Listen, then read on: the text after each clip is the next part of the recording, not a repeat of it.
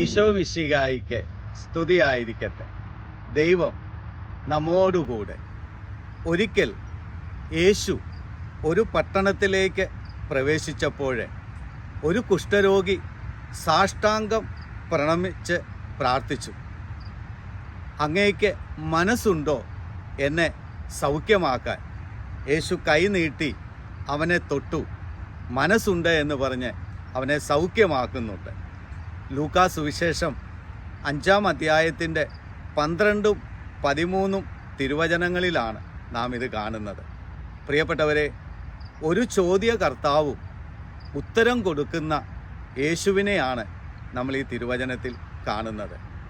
യേശു ഒന്നും പറയാതെ അവൻ്റെ ചോദ്യത്തിന് പ്രവൃത്തിയിലൂടെ ഉത്തരം കൊടുക്കുകയാണ് ഈ തിരുവചനത്തിലൂടെ നാം കാണുന്നത്.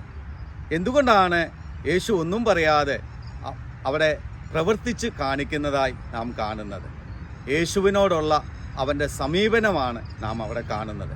യേശു അവിടെ വരുന്നു എന്നറിഞ്ഞപ്പോൾ ഒരു സംശയവും കൂടാതെ യേശുവിനെ അടുത്ത് ചെന്നിട്ട് അവൻ സാഷ്ടാംഗം പ്രണമിച്ച് അവൻ വിശ്വാസത്തോടെ അവിടെ പ്രാർത്ഥിച്ചപ്പോൾ ആ സമീപനമാണ് അവന് സൗഖ്യത്തിന് കാരണമായി തീരുന്നത്. അതേ പ്രിയപ്പെട്ടവരെ, രോഗങ്ങൾ വരുമ്പോൾ നാം നിരാശപ്പെട്ടു പോകുകയല്ല ചെയ്യേണ്ടത്. പിന്നെയോ കർത്താവിനെ സമീപിക്കണം.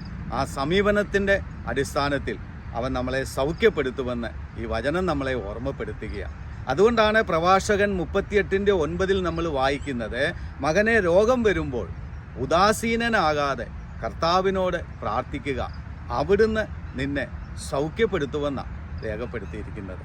എന്നെ കേട്ടുകൊണ്ടിരിക്കുന്ന പ്രിയപ്പെട്ട സഹോദരങ്ങളെ, രോഗികളായി നാം മാറിക്കഴിയുമ്പോൾ നിരാശപ്പെടുകയല്ല ചെയ്യേണ്ടത്. പകരം കർത്താവിൽ പ്രത്യാശ വെച്ച് അവനെ സമീപിക്കുക. തീർച്ചയായിട്ടും അവൻ മനസ്സുള്ളവനാണ്.